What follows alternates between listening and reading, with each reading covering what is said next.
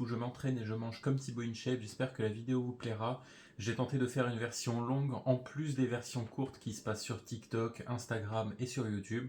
Donc cette version longue est uniquement pour YouTube.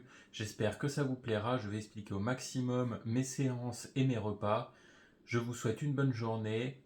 Lâchez un like, commentez mais surtout abonnez-vous et je vous dis gardez la pêche.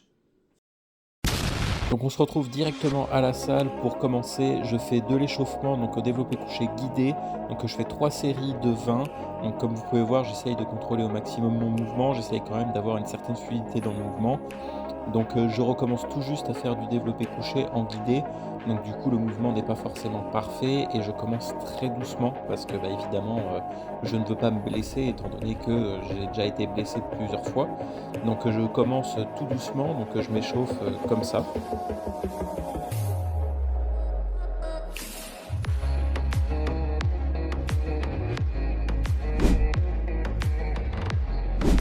Et ensuite j'enchaîne donc sur 5 séries de 20 répétitions et j'augmente en fait de 2,5 kg à chaque série.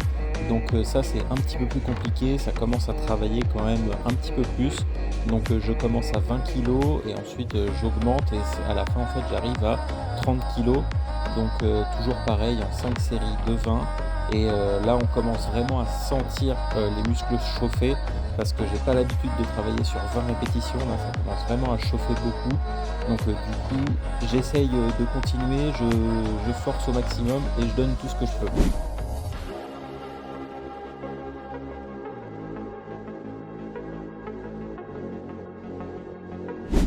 Et ensuite on enchaîne encore avec du développé couché, donc cette fois on utilise le poids qu'on a utilisé au maximum la dernière fois, donc avec les 30 kg, mais en plus des 20 répétitions on va faire le maximum de pompes. Donc pour moi c'est des pompes sur les genoux pour commencer parce que je recommence juste à faire ce genre d'exercice. Donc là ça commence vraiment à chauffer, j'en peux plus, je suis vraiment au bout de ma vie sur les séries, mais je donne tout, je donne mon maximum et c'est ça le principal.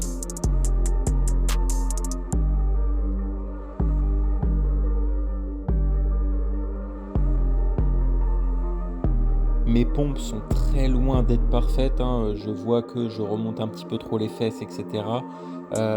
J'ai essayé en premier de faire une pompe classique, j'ai réussi à en passer qu'une et je sentais mes pecs de trop, j'étais vraiment trop atrophié. Et ensuite j'ai fait des pompes sur les genoux, elles sont loin d'être parfaites, mais j'essaye de rectifier à chaque série pour donner le maximum. Donc on peut voir hein, que je galère vraiment, même si c'est juste des pompes sur les genoux, mais après toutes les séries et toutes les répétitions au développé couché, je peux vous assurer que là, mes pecs, ils étaient en feu.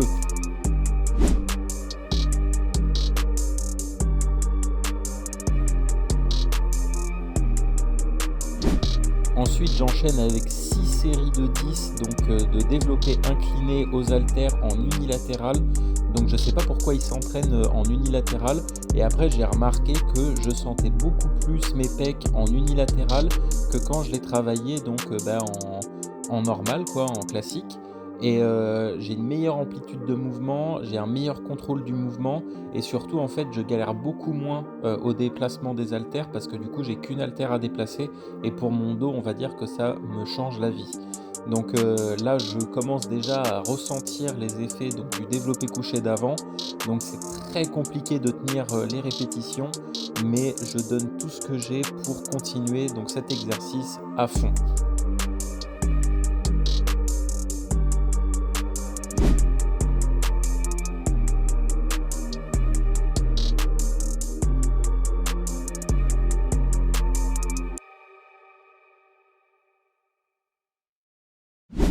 Et on finit la main tirage au pec. Donc là c'est pareil, hein, comme vis-à-vis, il fait du tirage haut. Là je commence vraiment à tout voir au niveau des pecs. Les pecs sont en plus bordés de sang. Vraiment, je sais que le lendemain je vais combattre, mais bon, je veux le faire quand même. J'essaie de me concentrer sur mon mouvement, éviter de me blesser.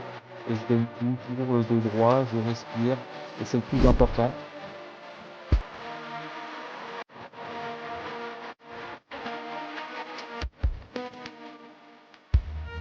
Ensuite, j'enchaîne donc sur un exercice d'abdos qui traite toutes ces séances. Donc, on reste sur 45 secondes de maintien donc, en abdos, donc, comme vous voyez avec les jambes à 90. et on relève les épaules, on évite de faire trop mal aux cervicales. Et après, on finit avec 15 secondes de repos seulement. Et on enchaîne ça 5 fois. Donc, je peux vous dire que c'est très très dur d'enchaîner ce genre d'exercice. Je sais au bout de ma vie, mais là, c'est peu au mental que je vais. Et je le pousse jusqu'à la fin de la séance.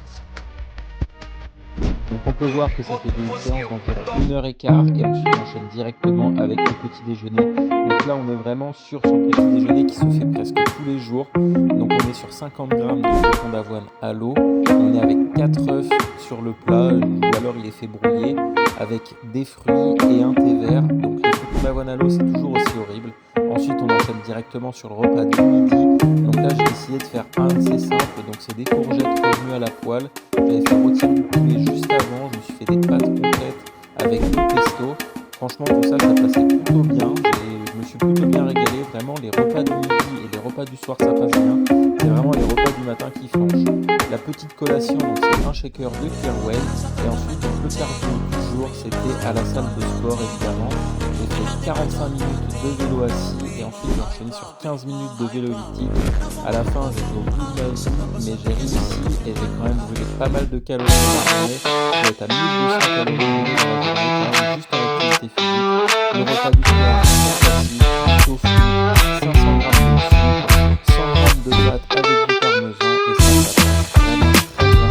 Vraiment, les repas du midi et du soir, ça passe toujours très très bien, toujours avec un petit carré de chocolat pour finir. Et voilà. Merci d'avoir regardé la vidéo jusqu'ici. Sachez que je fais mon maximum pour que les vidéos soient au plus qualitatives que je puisse. J'espère que ça vous a plu. N'hésitez pas à lâcher un like, commenter, mais surtout abonnez-vous et je vous dis gardez la pêche!